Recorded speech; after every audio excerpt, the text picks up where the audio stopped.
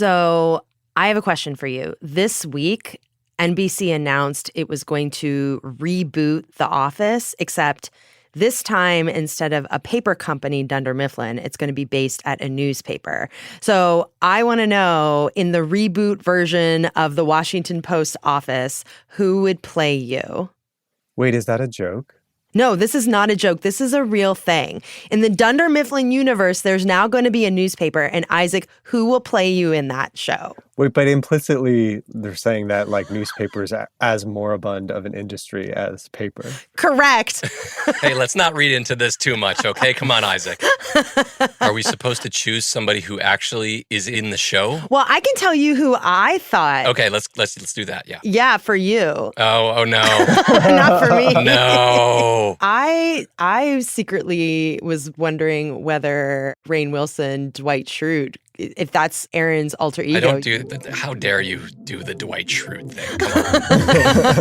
Come on.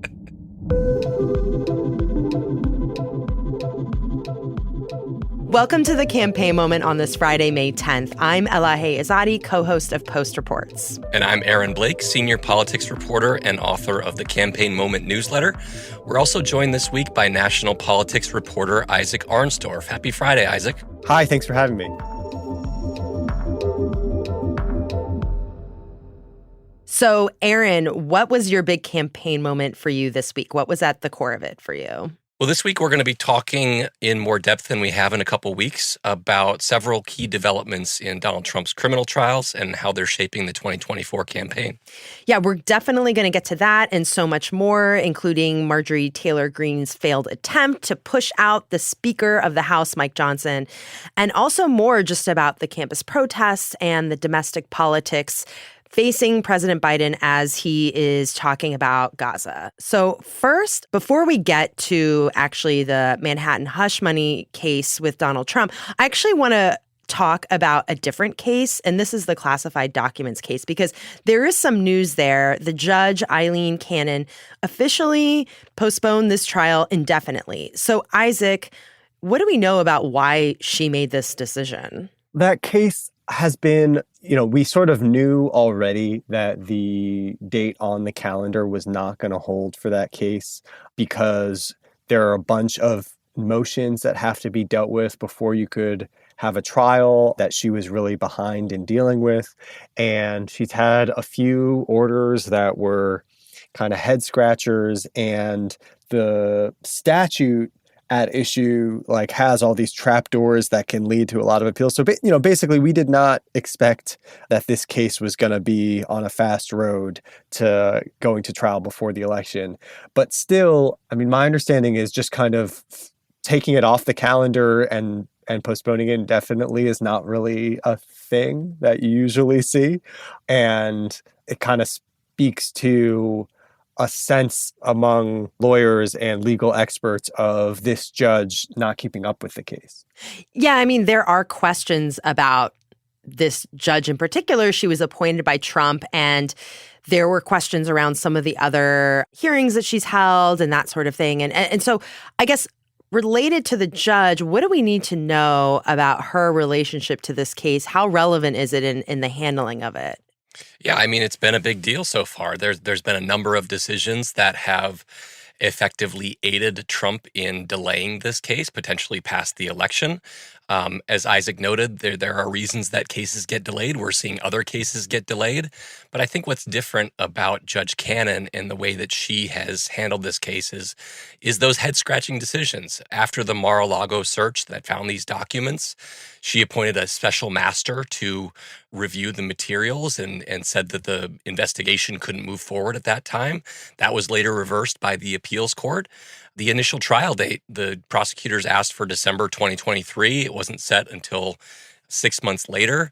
There have been other smaller disputes about the Classified Information Procedures Act, which had an earlier deadline, and that wound up getting pushed back a lot. There's just a whole lot of things that have kind of gone against prosecutors in this case and have really played into Trump's desire, his very professed desire. This is not a secret that he wants to push these cases hopefully beyond the election. And so I think what we saw this week was a kind of a culmination of that, not just in this case, but also in the Georgia case where the efforts to go after the prosecutor, Fani Willis, led to another delay in that case because an appeals court there is going to take up a review of the decision that allowed her to stay on that case. So a lot of things kind of conspiring to make this Manhattan case the only case that we're going to be having before the election potentially. Which is interesting because, in the lead up to all this, experts have said that the classified documents case could be the biggest threat, one of the biggest, or strongest cases against him, or one of the clearest cut cases against him. And now we are in the midst of this other trial, the hush money trial in Manhattan. So I did want to turn there because this week, Stormy Daniels delivered some pretty dramatic and also disturbing testimony, which included details about her alleged sexual encounter with Trump, which he denies. I wanted to ask both of you, what were your reactions as you were, seeing what our colleagues were reporting from the courtroom as she testified? Yeah, I wasn't there this week. My colleague Marianne was up there instead. And so I was, following along, reading like a lot of the audience. Yeah, because this trial is not being televised. That's the only way we really know what's going on, right? Yeah. And it was tough to read. I mean, it was very graphic and disturbing. And the people, from what I could gather, like the lawyers and the judge were also surprised that it was going into that much detail, to the point that the judge was actually chastising.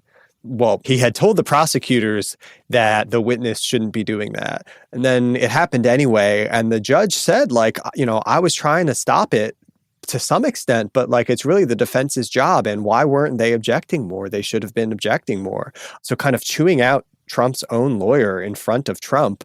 And, some of this was going on in sidebars where we couldn't really hear it in real time, but then the transcripts would come out and we would learn that actually Trump was muttering and swearing under his breath. And the judge was telling him he needed to stop doing that in earshot of the witness. A few thoughts on this. I think it's pretty clear that Stormy Daniels' testimony is salacious and probably interesting to people, but maybe less relevant to the legal issues of this case. She could kind of help prosecutors prove that the hush money payment was geared towards the campaign, which is a key threshold issue for prosecutors. There was one moment where she said that Trump told her not to worry about what Melania Trump would think about these things, which kind of suggests this wasn't really about personal issues. The testimony could also be used to call Trump's credibility into question, given that he has firmly denied that this tryst took place, and now she's testified to it under oath. As far as the kind of political impact of her testifying to these things, I'm not sure it really moves the needle a whole lot. There was polling back in 2018 that showed that people just weren't that concerned about Trump having potentially engaged in this.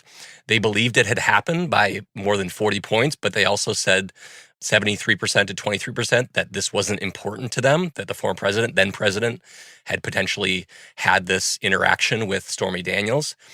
But the other thing that I think is key here is it's how Trump reacts to all of this. This was a moment that very much tested Donald Trump's ability to keep himself in check. He's been straddling the line with these little outbursts in court that Isaac mentioned, potential gag order violations. He's got 10 violations so far. He, on Wednesday morning, after the first day of Stormy Daniels' testimony, issued a Truth Social post that seemed to allude to her testimony being lies and false statements that he couldn't respond to. There is real danger here in Trump potentially going to jail. The judge has been talking about that increasingly and saying that might be what he has as an option if Trump persists in doing these kinds of things. And I think that's maybe kind of the potential big impact of Stormy Daniels' testimony aside from the legal issues. Well, I want to pick up on that, putting aside whether he actually could be put in jail over this. Isaac, I'm wondering what the implications of that are for him campaigning for president. Has the Trump campaign mapped out or thought through what could happen if he actually is put in jail over a gag order violation? I think from the campaign's perspective, they're already, there's a saying, they're using the process is the punishment. They're already dealing with the reality of a candidate who is in court 4 days a week, stuck in New York, can't use his phone, his attention and his time is taken up with this. So they're already coping with him being basically off the field and unavailable. Obviously, that's not to say that, as much as Trump doesn't like sitting in court and being at the mercy of the judge in that courtroom, that's a far cry from what it would actually be like to be detained, whatever that would look like in his case. And so, you actually haven't seen him. The 10 gag order violations were all from before he was sanctioned for violating the gag order. So, I think you actually do see him aware of what the rules are and aware of the consequences and regulating himself accordingly. Like I'm thinking about one of the days that I was in the hallway and he was coming out and railing against the judge for being conflicted is the word that he is always using. And he's pretty clearly referring to an allegation that about the judge's daughter working at a firm that works with Democrats, but he's not allowed to go after the judge's family. So he just says this thing conflicted. And so I actually asked him, what do you mean by conflicted? And he said, well, you can figure that out. So he knows what the line is, and he's capable of not crossing it. Right. Yeah, and if you look at the way that he talks about these things, even the gag order violations, a lot of it is very coded language. And this is a trend with Trump over the years. Sometimes he crosses that line, which he did with these gag order violations, but it's always testing the line the way that he talks about these things. It's rarely a very direct thing. There was a time where he was referring to the clerk in the courtroom in his civil fraud trial, but said it in a way where he could plausibly say that he was talking about Michael Cohen instead. The judge decided that wasn't good enough, so it's really a matter of whether the judges are willing to kind of go into the context of these remarks and read between the lines, because Trump so often demands that. So speaking of Cohen, Michael Cohen could actually testify as early as next week. And, it's no secret that Trump has deep disdain for Michael Cohen. So I wonder, is there increased concern that this could be the thing that pushes him over the edge, that pushes Trump over the edge to actually cross over that line? Well, and vice versa. I mean, the judge has noted that he's not thrilled with some of the stuff that Michael Cohen has been saying outside the courtroom also. And it was interesting that Trump's lawyer asked the judge, now that Stormy Daniels is done testifying, can you lift the gag order against attacking Stormy Daniels? And the judge was like, no, because of the message, the deterrent that could have on future witnesses. Yeah, that's very much in the background. I mean, the key thing with the Cohen testimony is, we still haven't heard evidence that Trump directed the falsification of records, which is actually what this case is about. And unless there's some evidence we don't know about, which there certainly could be, that's probably going to come down to Cohen's word. Isaac, I'm curious, since you did go out to a rally in Wisconsin earlier this month, how this trial is playing with Trump supporters, with voters out in battleground states. I almost wonder if he did go to jail, if that could somehow help him politically. I don't know. What did you hear in your reporting when you were out there? Well, I'm sure they would try to play it that way. Yeah, I mean, as someone who was listening to Trump spouting off in the hallway outside the courtroom every day and then following him and listening to him again, it was kind of like what he was saying was the same in both places. And it was the setting that was so dramatically different. And I talked to a few of his supporters in Wisconsin at that rally about how they were following along with the trial.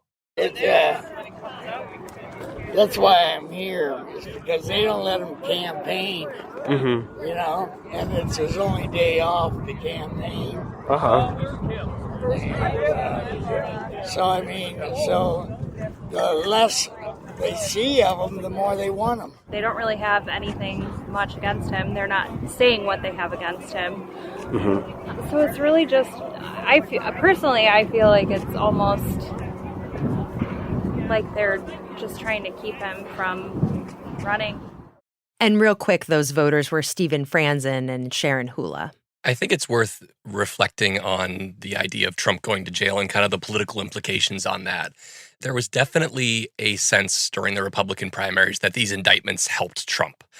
That was with the Republican Party base, though. I think it's different when you're talking about the broader electorate. The idea that Trump is being persecuted is not something that has penetrated with close to a majority of Americans. I also think it's worth noting that there was a CNN poll a couple weeks ago that showed people thought Trump was acting inappropriately in this trial by a 17-point margin. Americans, when Trump was president, kind of acknowledged that his conduct wasn't really what they would prefer. 6 in 10 Americans said that the conduct made them less likely to support him. Just 1 in 10 said it made them more likely to support him.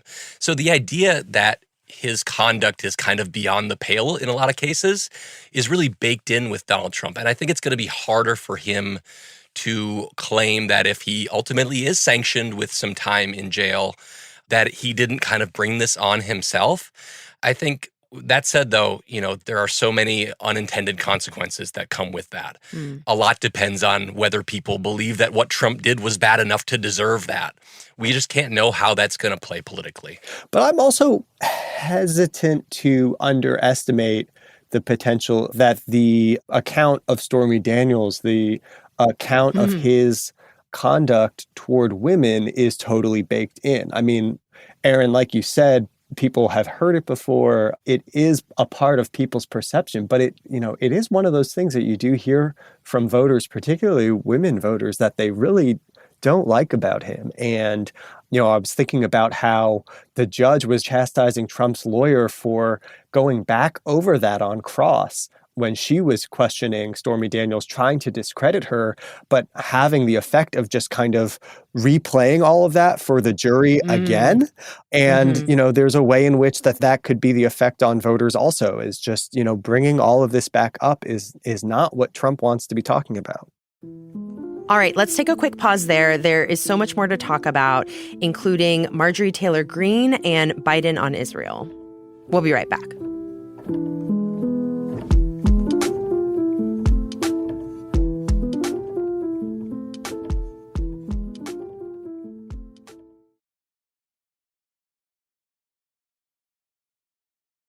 So, Isaac, Marjorie Taylor Greene has long been a darling of the MAGA movement, which is something that you've been covering for many years. And Greene is a congresswoman from Georgia. She's far right.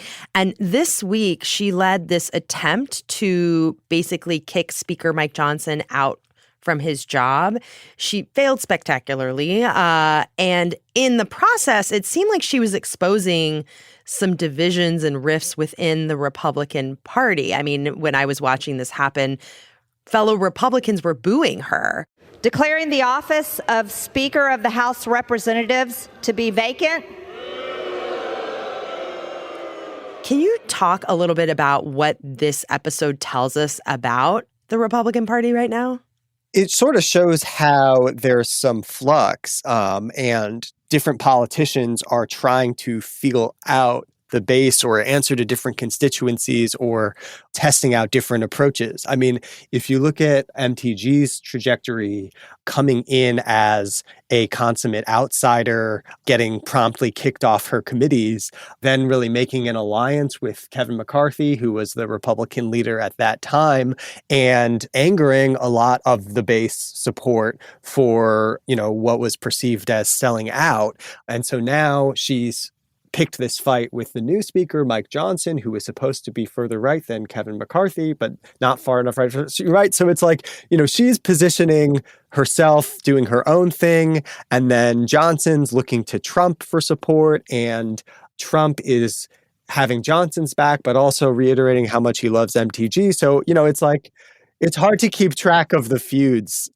I mean, that's what's kind of interesting to me, because I thought Greene was someone who really represented, she was very aligned with Donald Trump, but he seems to be playing both sides of this. So is this just more about this one person than the far right of the Republican Party? I mean, what it's about fundamentally is the ungovernability of this House Republican conference with a 1 or 2 vote majority, right? And so there's no way that they can do anything and unite that block, and having to rely on Democratic votes to pass anything, and not wanting to have the visual of another total meltdown in an election year. That is kind of what's patching it all together, is can we please not grind everything to a halt and have another speaker fight when we're trying to convince voters to let us keep the majority or have a bigger majority. I think it was really important to look at the vote on this. One of the big things, of course, was that a lot of Democrats voted to essentially save Mike Johnson. This is a Yeah, situation that we haven't seen before.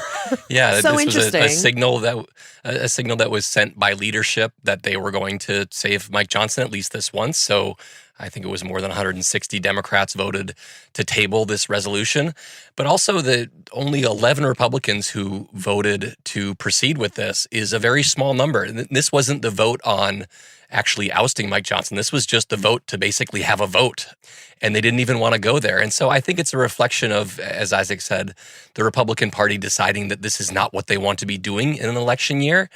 But it also, the kind of culmination of this, the outcome of it, really kind of reinforces the opposite of what Marjorie Taylor Greene wants, which is that we have something of a coalition government running the House right now. Maybe there's some value for her in highlighting that and hoping that the Republican base gets exercised about it and fights back. But for now, it really looks like Congress has moved away from the things that the hard right wants and is doing some pretty remarkable things to combat what that hard right wants. Before we leave today, I did want to turn to President Biden because there was a lot of news this week in his handling on the war in Gaza, the Israel-Hamas war.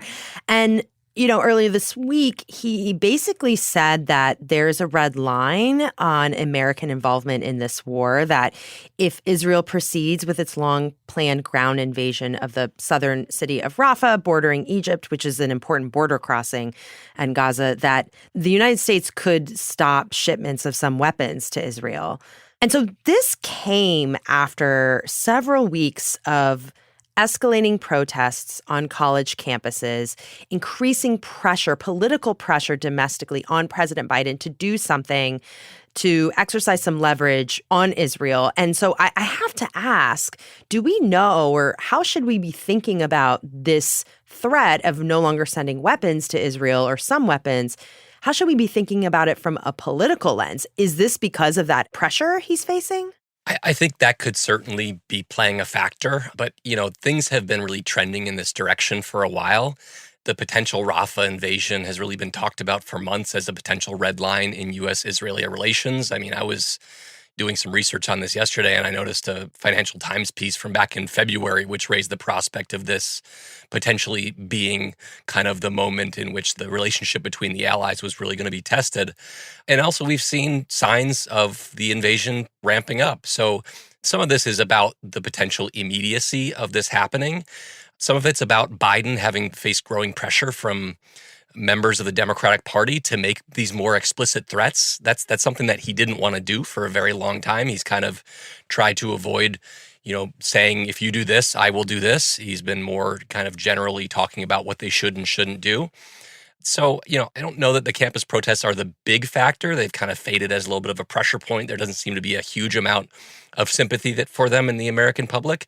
But also, the Democratic coalition is very split on this issue. And to the extent that any of them are being alienated in any way, in a close election, that can matter. And so it's a constant balancing act that Biden has had to engage in. And this is really, I think, maybe his most significant gambit that suggests he maybe thinks he can't really straddle the fence on these things anymore. And you can hear how eager Trump and the Republicans are to exploit that, whether it's attacking the campus protesters or, Trump in a way that a lot of people heard as more than a little offensive, telling American Jews that they were essentially self-hating if they voted for Biden. Any Jewish person that votes for Democrats hates their religion, they hate everything about Israel, and they should be ashamed of themselves because Israel would be destroyed.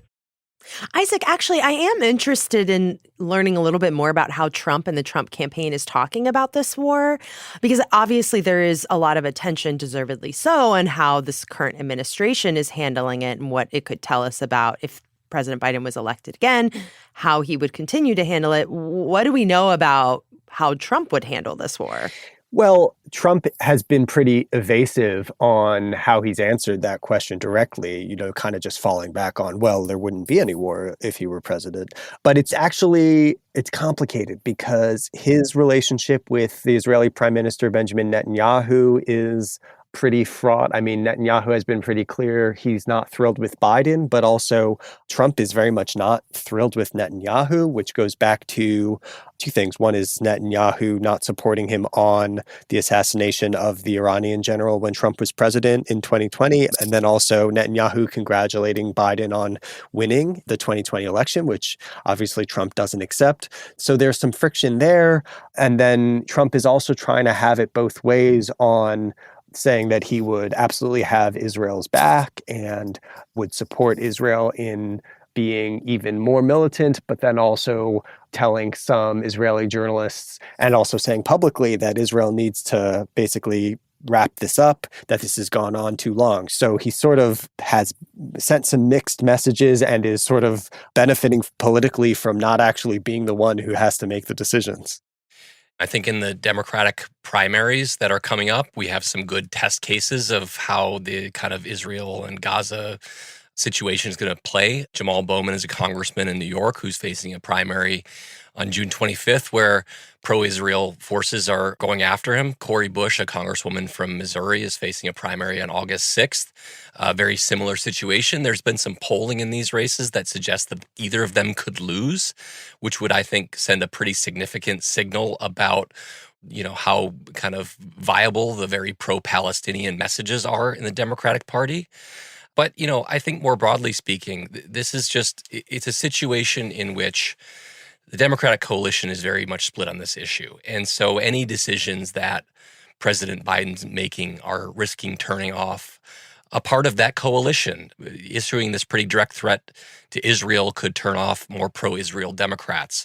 Not doing so could have turned off pro-Palestinian Democrats. Democrats are still avoiding criticizing Biden directly, but we have a few things that are coming up that are really going to test that. There's an administration report on Israel and human rights potential violations that could really be a kind of a turning point in the internal Democratic debate over this. And then, of course, there's what Israel does. Does it do what Biden asked it to by not going into Rafah, or does it press forward? Those are going to create some very difficult decisions that, again, are going to risk kind of creating these rifts in the Democratic base in a very significant way. Mm-hmm. So looking ahead to next week, Isaac, what will you be paying attention to? I'm going to be on vacation next week. Nothing. Isaac is going to be off the grid. I love the honesty of that answer. Aaron? Isaac wants nothing to do with any of this stuff that's going on right now. I will be on the grid, and I will be watching what Israel does in the coming days and how Biden responds to that. I also think it's worth, to our conversation earlier about Trump kind of straddling the line on these gag orders and his conduct in court. As he emerges and does public events, which maybe is less easy to edit than his Truth Social posts, is kind of the Stormy Daniels testimony going to cause him to spout off a little bit more and really test the tolerance of the judge in this case? Well, we'll have to leave it there. That is it for today's episode. Thank you, Isaac. Enjoy your vacation. Thank you. And thank you, Aaron. I will see you next week. Thank you. And don't forget to subscribe to the Campaign Moment newsletter. Yes, there will be a link to that in our show notes. And you can also sign up your family and friends if you are already signed up so they can feel just as smart as you do. Isaac Arnsdorf is a national political reporter for The Post, and Aaron Blake is a senior political reporter. That's it for this week on The Campaign Moment. If you're tuning in via Post Reports, we'll keep bringing you these conversations most Fridays. But you'll be able to hear more from Aaron and our other colleagues by also following the Campaign Moment show feed itself, because that is where we will be dropping extra episodes as campaign news picks up. Today's episode was produced and mixed by Ted Muldoon. It was edited by Renata Jablonski. Our team also includes Maggie Penman, Rena Flores, Monica Campbell, Alana Gordon, Ariel Plotnick, Bishop Sand, Rennie Svirnovsky, Sabby Robinson, Emma Talkoff, Sean Carter, Peter Bresnan, Allison Michaels, and Martine Powers. I'm Elahe Izadi. Have a great weekend. Does everyone remember the episode where Michael Scott wears a women's suit? Yes, 100%. Well, there is a certain official on the Trump campaign who will remain nameless who showed up in Iowa without an appropriate jacket and ended up accidentally buying a women's coat. That is straight from the And the episode, he didn't think it was, and he's like, "Look, the label is called Mysterious." Well, this was a North Face. Oh, interesting. So Easy mistake.